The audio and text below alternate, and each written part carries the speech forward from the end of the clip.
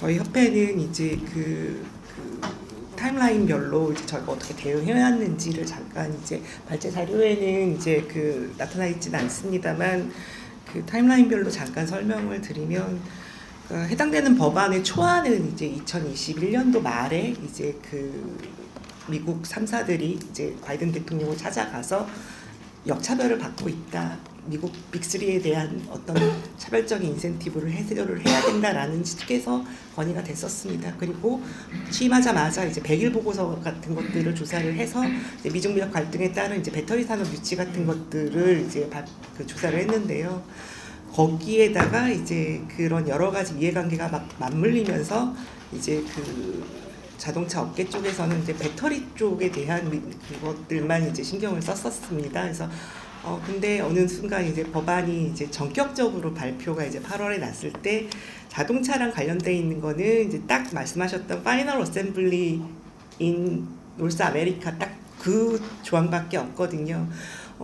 IRA법에서 자동차 회사가 핸들링할 수 있는 부분은 북미에서 조립해야 된다라는 거 하나고, 배터리의 광물질이라던가 아니면은 이제 주요 부품 소재를 이제 북미에서 조달해야 된다라는 거는 엄밀하게 말씀드리면 완성차 회사에서 조정을 할 수 있는 영역은 아니었습니다. 그래서 이 법안이 딱 발효가 됐을 때 말씀하셨던 것처럼 이제 뭐 FTA라던가 아니면 WTO에 저촉되는 조문이기 때문에 저희가 강하게 항의를 했었고, 국회라든가 여러 채널을 통해서 그 다음에 이제 산업부라든가 이제 행정부에서 많이 이제 협상도 하시고 또 이제 찾아가기도 하고 또 그렇게 협상을 했었고요. 그 결과 이제 라고 말씀드리기는 조금 어렵습니다만은 초기에 이제 상업용 친환경차 판매에 대한 인센티브 제도는 애초에 말씀드린 것처럼 중대형 상용차에 대한 전동화를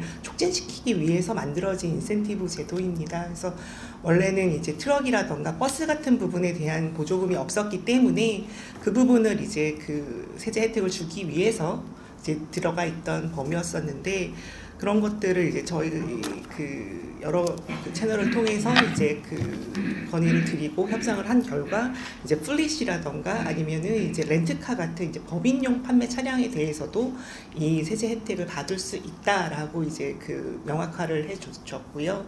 그거를 토대로 2023년도 1월부터 이제 우리 현대 기아차에서부터 이제 플릿 판매 비중을 좀 늘려나가면서 지금 이제 말씀하셨던 것처럼 이제 계속 이제 마이너스를 그리던 이제 판매가 이제 절대 유닛으로 보면은 2023년도부터 서서히 회복이 돼서 2023년도 8월까지는 이제 한 7,500만 대, 2023년도 4월까지. 예, 8월에 이제 전격 법안이 발효가 되면서 계속 이제 저희가 작년 4월에 10,000대를 팔았었습니다. 전기 동력차를. 그런데 이제 올해 같은 경우에는 한 8,000대까지 유닛이 조금 회복이 됐었고, 제일 적었을 때 3,000대까지 떨어졌었거든요. 근데 그것들이 이제 지금 서서히 회복이 돼서 미국 전체 전기 동력차 이제 PHEV, FCV 포함해서 이제 마켓시어가 지금 한 7.2%까지 전동차 점유율이 그렇게 올라가서 테슬라, GM 다음으로 이제 저희가 한 3위 정도의 점유율을 보이고는 있습니다. 근데 말씀하셨던 것처럼 이제 전기차 설비 투자가 이렇게 이제 겹기에 마련이 되지 않는다라고 하면은 점점 늘어나는 전기차 시장에서 이제 미국 내 전기차 시장에서의 점유율이 떨어질 수밖에 없고요. 저희가 그렇기 때문에 이제 생산 경쟁력을 확보를 하는 그런 필요성이 더욱더 강해지고 있습니다. 지금 단기적으로 미국의 이런 차별적인 인센티브 제도에 대응을 하기 위해서 말씀하셨던 것처럼 이제 당초 2025년도부터 가동 예정을 목표로 이제 공장 설비를 이제 투자를 하려고 했었던 것들을 작년 11월에 착공을 먼저 서둘러서 했습니다. 그래서 2024년도부터 이제 한 하반기부터 이제 제품을 출하할 수 있도록 준비를 하고 있고요. 그리고 이제 배터리 사이트 쪽에서도 2025년도 양산을 목표로 이제 조기 착공을 하기로 SK온이랑 현대차가 이제 협약을 맺어서 이제 공장 건설을 준비하고 있습니다. 그리고 이제 말씀드린 것처럼 이제 플립 비중을 지속적으로 확대를 해서 2022년도에 5에서 7%였던 그 플립 판매 비중이 2023년도 4월 말 기준에 35%까지 올라가 있는 상태입니다. 그리고 상당히 다행스러운 것은 이 EPA에서 이제 전기차의 이제 그 에너지 효율 같은 것들을 발표를 했었는데 현대차에서 출시했던 제품들이 상대적으로 에너지 효율이 상당히 높고 그 다음에 이제 여러 가지 이제 전장 장비 같은 AS 그런 그 품질 자체가 좋다라는 평가를 받고 있기 때문에 보조금이 없는 그런 프라이빗 세일즈에서도 꾸준히 이제 딜러들의 그 오더가 있고 상대적으로 이제 그런 그 보조금이 인센티브가 없는 상태에서도 소비자들의 그 제품 구매들이 좀 이어지고 있는 편이라서 그런 것들 지금 이제 공정한 그 인센티브 제도하였다면 훨씬 더 많은 제품이 팔릴 수 있었을 거로 기대를 하고 있습니다. 그리고 지금 상대적으로 이제 그 다른 그 메이커들에 비해서 현대기아차들의 제품 라인업이 다양한 편입니다. 그러니까 GV70이라던가 그 다음에 아이오닉 6, 그 다음에 이제 그 2세대 코나, 그 다음에 이제 또 올 하반기에 또 EV9 같은 이제 그 촘촘한 라인업을 갖추고 있어서 그런 이제 그 선택지를 많이 늘려나가면서 거기서 이제 판매를 방어하려고 하고 있고요. 그리고 이제 저희가 말씀하셨던 것처럼 이 생산이라든가 투자 여건에 대한 그 기울어진 운동장을 좀 우리 안에서 국내에서도 이런 것들을 좀 평평하게 만들어야 될 필요가 있다라는 그런 의견들이 IRA법을 통해서 이제 빨리 이런 그 인식들이 바뀌었기 때문에 지금 그 이런 것들에 대한 건의를 이제 조 박사님이랑 저희 협회가 열심히 이제 국회의원님들도 만나고 이제 정부 관계자분들도 만나서 금년도 이제 그 4월에 그 조세특례 제한법에 이제 그 국가 전략 기술 안에 이제 수소차 및 미래역 운송 수단이 국가 전략 기술에 포함이 돼서 이런 이제 투자 세액 공제를 받을 수 있는 여건이 마련이 됐습니다. 그리고 이제 그 일단 법 공포가 4월 11일 날 이루어졌었고요. 그리고 이제 이거와 관련돼서 이제 세제 혜택을 받을 수 있는 주요 이제 기술, 이제 자동차 분야의 자동차와 이제 전기차 분야의 5개 기술, 그다음에 생산 시설의 이제 3개 기술, 그다음에 수소 분야의 이제 5개 기술이랑 5개 시설이 포함된 그 조특법 시행 규칙이랑 시행령과 시행 규칙이 지금 입법 예고돼 있는 상태고요. 그다음에 이제 한국 GM이라던가 르노코리아 같은 이제 그 해외 투자 법인들이 국내에서 이제 투자를 활성화할 수 있도록 그 지금 그 외투법을 개정을 했고 이것들에 대한 그 입법 예고도 이루어져 있는 상태입니다. 그래서 지금 이제 앞서 말씀드린 것처럼 이제 IRA법 같은 경우에 미국 내에 투자를 했을 때 최대 30%까지 이제 그 세제 혜택을 받을 수 있도록 그렇게 법안이 마련이 돼 있는데요.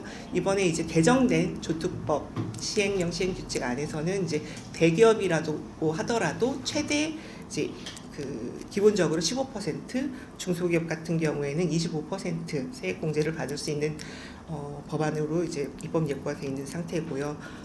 금년 같은 경우에 투자가 이루어지면 최대 10% 이제 특례가 또 적용이 돼서 최대 25%, 중소기업 같은 경우에는 35%의 세액 공제를 받을 수 있게 되었습니다. 그리고 이제 추가적으로 이제 그 저희가 수도권 과밀화 억제에 관련돼서도 계속 그 개선이 되어야 된다라고 이제 건의를 드리고 있는 상태고 국회에도 해당되는 법안들이 발의가 되어 있는 상태입니다. 그래서 지금 어떻게 보면은 이제 그 제도, 그러니까 정부 정책들이 이제 좀 이 IRA법으로 인해서 대기업들은 사실은 투자 세액 받기가 상당히 어려웠었거든요. 그래서 이런 그 IRA법이 이제 그 발효가 됨으로써 국내 자동차 기업에 대한 투자가 활성화될 수 있는 그런 속도가 조금 빨라질 수 있었던 그런 계기가 됐었던 것 같습니다. 그래서 이제 우리 기업 업계도 이런 그 여러 가지 이제 그 건의에 맞춰서 26년도까지 이제 전반적인 그 자동차 산업에 이제 약 95조를 이제 전동화 및 미래차에 투자할 계획을 가지고 있고요. 말씀하셨던 것처럼 이제 화성 공장을 비롯해서 울산 공장, 광명 공장에 이제 전용차 공장을 이제 지을 프로젝트를 지금 가동을 하고 있습니다. 그래서 현대기아차 같은 경우에는 2030년까지 31종의 전기차 라인업을 갖추고 국내 생산 캐파를 한 151만 대까지 연간 151만 대까지 확대할 계획을 지금 가지고 있습니다. 지금 그리고 이제 좀 규모는 작지만 얼마 전에 이제 KG그룹에 인수됐던 쌍용차 같은 경우에도 이제 자체적으로 이제 전기차 생산 시설을 갖추겠다라고 로드맵을 이제 저희 모토쇼 기간 동안에 발표를 했고, 금년도에 이제 그 KG 모빌리티 인수 후에 토레스 EVX 같은 것들은 11월에 이제 출시를 할 예정이고요. 만약에 이런 그 세부자 통제 같은 것들을 받을 수 있다면 이제 그 쌍용 같은 경우는 아마 전기차 생산 시설을 할 때 세액공제 혜택을 또 받을 수 있을 것 같습니다. 그리고 이제 저희가 이런 그 행정적인 절차를 마련됐기 때문에 이런 것들을 지렛대 삼아서 지금 이제 국내에 이제 추가적으로 여건들이 조금 더 강화되어야 된다 그러면 이제 한국 GM의 이제 모기업인 이제 GM 그룹이라던가 르노코리아의 모기업인 이제 르노 그룹들이 국내에도 이제 전기차 공장을 이제 좀 건설할 수 있는 프로젝트를 이제 저희가 이제 우리가 조건이 이렇게 좋으니까 너희들도 우리를 이제 투자 대상으로 이제 끌어올 수 있는 그런 협상 카드가 이제 마련이 된 셈이라서 그런 것들을 가지고 이제 저희 정부랑 이제 저희 협회들이 그런 이제 외국계 기업들이 우리나라에 투자를 할 수 있도록 그런 이제 제도 마련 같은 것들을 좀 많이 힘을 써야 될 것 같습니다. 그러기 위해서는 이제 말씀드린 것처럼 이제 완성차 업계들이 이런 그 토대가 마련이 됐다면 이 하부 생태계를 뒷받침할 수 있는 부품 기업들도 이런 이제 증가한 캐파를 뒷받침할 수 있는 여건이 이제 또 전동차 전환이 빨리 이루어져야 되고, 이제는 이제 부품 기업들이 빨리 전환을 할 수 있도록 그런 이제 제도적인 뒷받침이 될 수 있는 그런 그 법안들이 빨리 제정이 돼야 될 것 같고요. 그다음에 이제 그 전동화라고 해서 이제 에너지원이 바뀌는 것뿐만 아니라 이 전기차 안에 여러 가지 이제 그 전장적인 소프트웨어가 또 많이 들어가고 자율주행이라던가 여러 가지 안전 장치들이 첨단적인 장치들이 많이 들어가야지 됩니다. 그러기 위해서는 이제 기존의 이제 기계공학적인 인력뿐만 아니라 그 소프트웨어를 담당할 수 있는 그런 융합적인 인력들이 또 많이 이제 양성이 돼야 되고, 그런 그 인력들이 이제 뒷받침이 돼야지 그 인력 때문에 이제 그 저희가 더 이상 만들 수가 없어요. 그런 얘기를 할 수가 없거든요. 그래서 그런 융합적인 인력에 대한 양성 계획도 필요할 것 같고요. 그다음에 이제 그 전기차 같은 경우에는 이제 차만 만들면 되는 게 아니라 말씀하셨던 이제 그 배터리가 같이 꼭 파트너십이 맺어져서 이루어져야 되는데, 저희가 아시다시피 이런 광물질은 또 우리나라에서 전혀 채굴이 안 되기 때문에 중국 지금 현재 거의 뭐 7, 80%가 중국의 재련 시장에 의존이 되고 있는 부분들을 이제 다른 영내에서 조달할 수 있는 그런 생태계가 안정적인 그런 공급망이 확보가 될 필요가 있습니다. 그리고 이제 항상 저희가 내연기관차 때나 전기차 때나 항상 화두가 피할 수 없는 주제가 노동 유연성이 확보가 돼야지 되는 부분이 있습니다. 앞서 말씀하셨던 것처럼 이제 그 전기차는 공정이 단순하기 때문에 많은 기업들이 전동화 전환을 하면서 인력을 이제 구조조정을 하면서 비용을 절감하고 거기서 파생되는 이익을 가지고 또 재투자를 하고, 그리고 구조적으로 또 많은 사람이 또 필요하지가 않은 그런 산업으로 변화가 되고 있습니다.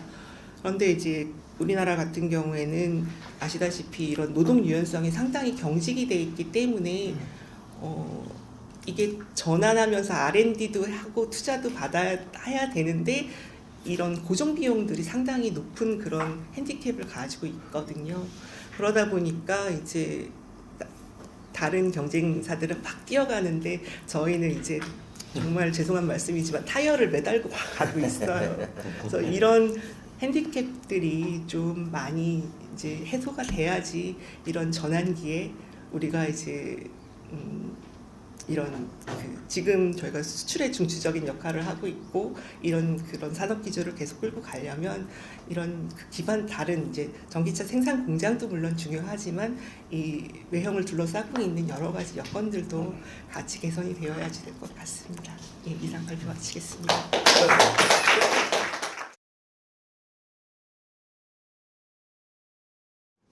최근에 배터리 산업에 대한 관심이 좀 많이 뜨겁습니다. 주식시장에서도 그렇고 네, 그런 것들 때문에 아마 그런 것 같은데요.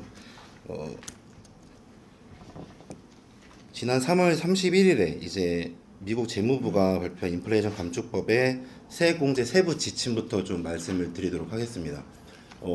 조철 위원님께서 말씀해주신 것들이 대부분 기본적으로 IRA에 관련된 내용들이 들어 있어서 가장 화두였던 배터리 부분에서 배터리 관련된 부품 요건이라든지 광물 요건에서 이 3월 31일에 발표된 세부 지침에 어느 것들이 좀 반영이 됐고 반영되지 않은 것들이 또 어떤 것들이 있는지 향후에 또 풀어야 될 과제가 어떤 것들이 있는지 좀 말씀을 좀 드리도록 하겠습니다. 일단은 IRA 3월 31일 세부 지침 나오기 이전에 작년 12월쯤에 IRA 재무부에서는 백서 가이던스라는 것을 발표를 했습니다. 그래서 전기차 세액공제 관련해서 백서를 만들어서 향후에 우리가 이 IRA라는 것들의 세부 지침을 만들 때 이러한 방향으로 좀 진행을 하겠다라고 백서를 사전에 발표를 했었는데요. 이번 3월 31일에 나온 가이던스에서는 작년 12월에 발표했던 그 백서의 내용이 대부분 그대로 담겨서 배터리 기업 입장에서는 굉장히 좀 다행스러운 그런 세부 지침이 발표가 됐다고 보시면 될 것 같습니다. 배터리에 대해서 너무 다들 잘 아실 것 같아서 간단하게 그 가이던스에서 어떤 것들이 좀 반영이 됐냐라고 말씀을 드리면 아까 말씀드렸던 것 중에 크게 배터리가 지켜야 될 그 요건은 두 가지가 있습니다. 하나는 광물 요건, 그리고 하나는 부품 요건이 있습니다. 그 배터리의 부품은 국내에서는 크게 네 가지로 좀 이야기를 합니다. 아까 말씀드렸던 것처럼 양극재, 그리고 음극재, 분리막, 전해액, 이렇게 4대 소재를 배터리 부품이라고 이제 많이 표현을 하는데요. 최초의 IRA가 나왔을 때 배터리 부품에 대한 요건의 첫 번째는 그 전기차의 파이널 어셈블리처럼 배터리 부품도 북미 안에서 제조가 되어야 한다는 부분이었었습니다. 만약에 최초의 IRA에서 계획했던 대로 진행이 되었었다라고 하면은 지금 현재 배터리 기업들이 진출해야 될 뿐만 아니라 방금 말씀드렸던 4대 소재, 양극재랑 전해, 분리막을 포함한 이런 모든 기업들, 그러니까 한국에 있는 공급망 관련된 모든 기업들이 다 미국으로 진출해야 되는 그런 불가피한 상황이었었습니다. 근데 미국 입장에서도 이런 것들은 좀 과하다고 판단을 했었고, 그리고 조철 위원님께서 말씀해주신 것처럼 양극재 같은 경우에 그 광물 요건이랑 또 연관이 되어 있는데요. 광물의 70~80%가 현재 중국에서 좀 재련이 되고 있고, 미국은 중국이라는 국가를 공급망에서 좀 배제하는 움직임을 취하다 보니 광물 요건을 맞추면서 부품 요건을 맞출 수 있는 배터리 기업이 그 IRA 제정 당시에 존재하지가 않았습니다. 그래서 우리나라 기업을 포함해서 미국 정부랑 같이 아마 여러 가지 논의가 있었을 걸로 예상이 되고요. 그래서 배터리 부품에서 50%, 60% 정도의 그 원가 비중을 차지하는 양극재 그리고 음극재 부분을 배터리 부품이라는 그 정의에서 빼줬습니다. IRA 상에서.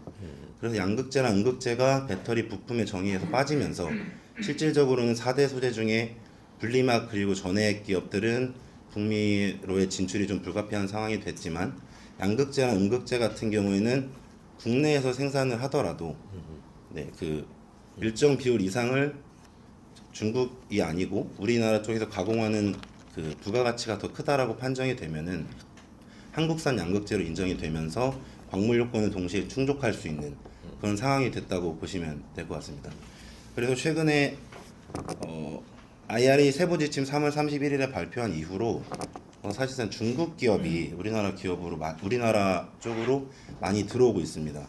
중국의 대표적인 소재 기업으로는 CNGR이라든지 그런 기업들이 있는데요. 화요코발트라든지 이런 기업들이 있는데 우리나라에서 만드는 양극재가 IRA에 굉장히 중요한 어떤 키 같은 요소가 되면서 중국 기업들도 활로를 찾기 위해서 우리나라로 들어오고 있는 상황입니다.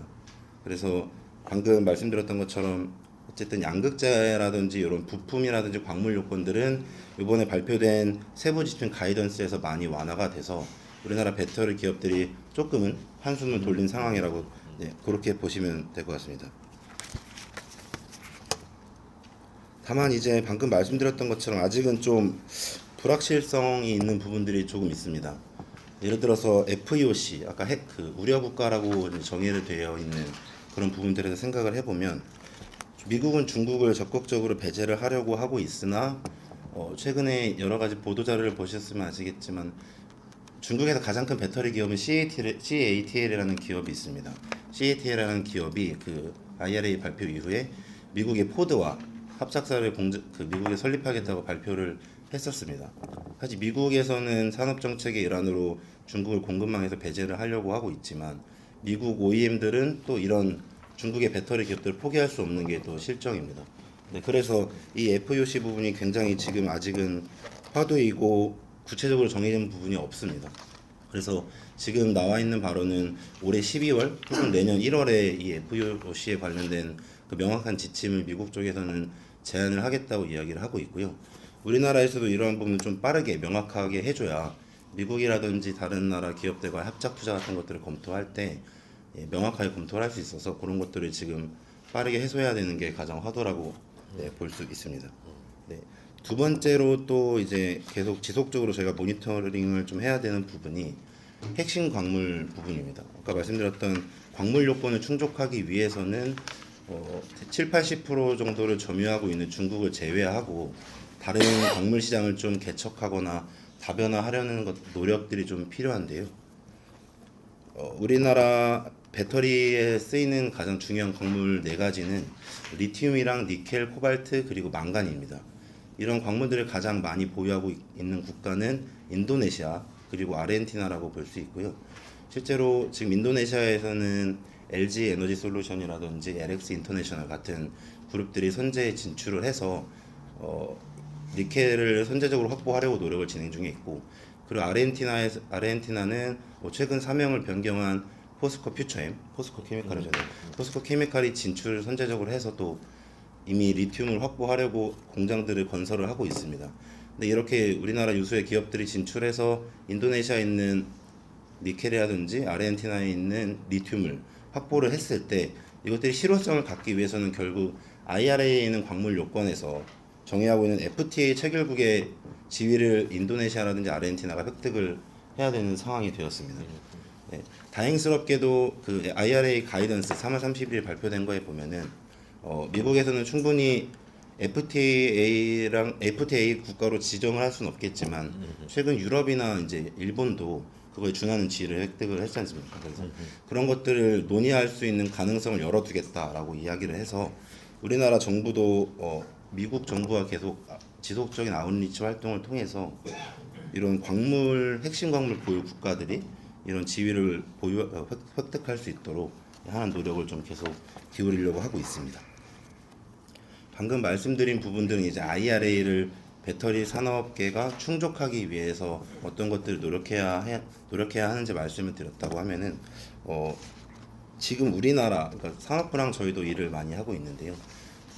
국내 투자를 늘려야 되는 부분들도 많이 이슈가 되고, 그리고 윤 대통령님께서 올해 초에도 말씀하셨던 게 새 인사 맞을 때 그런 말씀을 하셨었거든요. 국내 내수 활성화 그리고 수출 증대 이 두 가지 화두를 가장 올해 큰 목표로 잡으셨던 것 같은데, 제 생각에는 반도체라든지 자동차 그리고 배터리 산업이 이런 것들을 좀 이끌어줘야 한다고 저도 생각은 하고 있습니다. 근데 IRA가 이미 국내 생산을 멈추고 해외 투자를 적극적으로 장려하는 정책이 되어버렸고, 덩달아 수출도 감소하고 있는 상황이어서 저희 배터리 산업도 이런 부분에 있어서 그러니까 산업 자체로는 좀 호황이긴 하지만 이런 국가 차원에서 봤을 때는 굉장히 좀 안심할 수만은 없는 상황이라고 생각을 하고 여러 가지 그 정책들을 병행을 하려고 지금 준비를 하고 있습니다. 그래서 국내에서 이제 기업과 산업 정부가 같이 협심을 해서 진행을 해야 되는 부분들을 좀 먼저 말씀을 드리면요. 먼저 미국이랑 EU가 가장 전기차 전환을 빠르게 진행을 하고 있고, 그리고 배터리 산업을 이제 친환경 에너지 전환 사업의 핵심 인프라로 인식을 하고 있는 국가들입니다. 그래서 미국과 EU는 이에 더해서 미국이랑 EU는 배터리 산업에 대한 기반도 매우 취약한 상태입니다. 그래서 지금 저희 협회에서 이야기하는 방향은 미국이랑 EU와 이제 배터리 전략 동맹을 강화하는 방안을 계속 산업부에 좀 건의를 하고 있는 상황입니다. 미국이랑 EU는 결국 배터리 산업의 그 근간을 구축을 해야 되는 입장이고 생산 시설이 구축해야 하는 입장이고 추가로 미국이랑 EU는 배터리 관련된 원천 기술에 대한 그 강점은 분명히 가지고 있습니다. 그래서 원천 기술이라든지 이런 부분들에 대해서 협력은 좀 강화하면서 그들이 원하는 배터리 산업에 대한 근간은 기본적으로 갖춰주는 형태로 그런 전략적인 동맹을 강화해 나가야 된다고 첫 번째로 좀 보고 있습니다. 그리고 두 번째로는 이건 아까 자동차 협회에서도 말씀을 해주셨는데요. 저희가 사실 많이 수출이 한 2년간 거의 2배까지는 아니어도 1년간 한 1.5배씩 증가를 하고 있는 상황입니다. 그래서 올해도 제가 굉장히 수출 전망을 장밋빛 전망을 했었었는데요.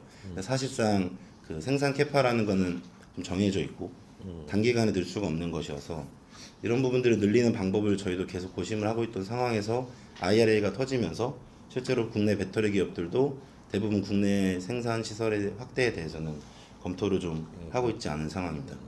그래서 산업부랑은 이런 것들을 어떻게 타개할까 고민을 해봤을 때 다행히 배터리 산업은 저희가 다른 산업들과 좀 다르게 소부장 산업이라고 하는 부분이 생각보다 좀 강합니다. 아까 보여드렸던 자료에서 중국 점유율이 글로벌 점유율이 굉장히 강하게 나타나는 것도 사실이긴 하지만 밸류체인 상에서 어느 것도 하나 빠짐없이 전부 다 구축하고 있는 산업이기는 하거든요. 그래서 산업부랑 저희 협회에서 파악하고 있기로는 아까 말씀드렸던 IRA에서 양극재나 음극재가 부품에서 빠지고 국내 생산에 대한 그 투자 확대 수요가 굉장히 많이 늘었습니다. 그래서 배터리 기업들이 해외로 기본적으로 이런 투트랙으로 지금 계획을 하고 있는데요. 배터리 기업들이 해외로 진출을 하는 것들은 정부가 최대한 지원을 해줘야 된다고 일단 생각을 하고 있고요. 근데 뭐 국고 유출이나 이런 것 때문에 금전적인 지원은 안 되겠지만 우리 배터리 기업들이 해외로 진출했을 때 광물 요건들을 충분히 만족시킬 수 있도록 그 아까 말씀드렸던 인도네시아라든지 아르헨티나 이런 국가들과의 전략적 동맹이 중요해 보이고요. 그리고 국내에서는 국내 소부장 기업들의 앞으로 그 성장치가 굉장히 많이 전망이 되고 있거든요. 그래서 양극재 같은 경우에는 올해 대비 21년도 대비해서 25년도에 생산 캐파가 한 4배 정도 증가할 전망입니다. 기업들 계획이 그렇게 세우고 있고요. 그래서 저희가 생각하기로는 배터리 산업이라는 게 배터리 자체만 보지 않고 그 밑에 있는 소부장까지 포함을 해서 생각을 한다고 하면은 요 국내 그 수출이라든지 내수 활성화 측면은 요 배터리 소부장 기업들이 담당을 하게 될 거라고 생각을 하고 있습니다. 그래서 국내 배터리 소부장 기업들이 최근에 투자를 많이 계획을 하고 있는데 정부 차원에서 규제들을 많이 완화를 해주시기를 계속 요청을 좀 드리고 있고요. 그래서 저희도 같은 차원에서 최근에 발표됐던 국가전략기술 세액공제 같은 것도 확대되는 것에 저희도 많이 건의를 했었고 그리고 같이 첨단전략특별법이라고 이제 특화단지도 이제 지정을 하면서 소부장 기업들을 전략적으로 육성을 하려고 준비 중에 있습니다. 그리고 다음으로는 사실은 저희가 IRA 관련돼서 이야기를 하면 전기차 세액공제에 대해서 가장 많이 이야기를 하는데요. 사실 배터리 기업들의 입장에서 좀 말씀을 드리면 기업들이 가장 관심 있어 하는 거는 그 AMPC 조항입니다. 아까 잠깐 말씀해 주셨지만 투자 세액 공제랑 생산 세액 공제 부분입니다. 이미 배터리 기업들이 해외 진출을 그러니까 자동차 산업은 아직 결정을 하고 있는 상황이라고 한다면 배터리 기업들이 이미 마음을 먹으셨거든요. 이미 미국이라든지 유럽으로 진출을 하셔야 되는 상황에서 얼마나 더 많은 해외 보조금을 확보할 수 있느냐가 가장 큰 관심입니다. 그래서 AMPC에서 생산세액 공제 같은 경우에는 배터리 생산하는 뭐 1kW당 35달러, 모듈은 10달러 이런 식으로 보조금을 지급받는 형태이고요. 투자세액 공제는 아까 말씀해 주셨던 것처럼 생산시설의 30%까지 최대 받을 수 있는 조항인데 IRA에 대한 그 예산이 정확하게 나와 있진 않지만 그 제가 정확하게 기관은 기억이 안 나는데 미국에서도 이 AMPC에 대한 예산 어느 정도 책정을 해놨습니다. 그래서 국내 기업들은 AMPC 관련돼서 우리가 얼마나 받을 수 있을지, 그리고 이게 사실은 그 OEM사와 배터리사 간의 이 계약에 있어서 이런 투자세 공제 부분을 어디가 더 많이 가져갈지 아마 이런 것들도 논의를 하실 거고요. 그래서 이런 AMPC 부분도 미국에서 몇 년도까지 그리고 어느 정도 금액으로 지원해 줄지가 아직 좀 미지수여서 우리 기업들은 이 부분에 많이 관심을 갖고 있고, 정부 차원에서 그 미국 차원의 미국 정부에게 이 AMPC 조항도 빠르게 좀 명확하게 해달라고 계속 건의를 하고 있는 그런 상황입니다. 마지막으로 제가 정리 말씀을 좀 드리고 싶은데요. 저희 배터리 산업협회 박태성 부회장님이 부임을 하신 지 얼마 안 되셨습니다. 전 인도네시아 그 대사로 계셨었는데요. 항상 그 최근에 많이 하시는 말씀이 있어서 제가 그거를 마무리 말씀으로 좀 드리고 싶어서 준비해왔습니다. 배터리 산업은 미국과 EU에는 없는 산업입니다.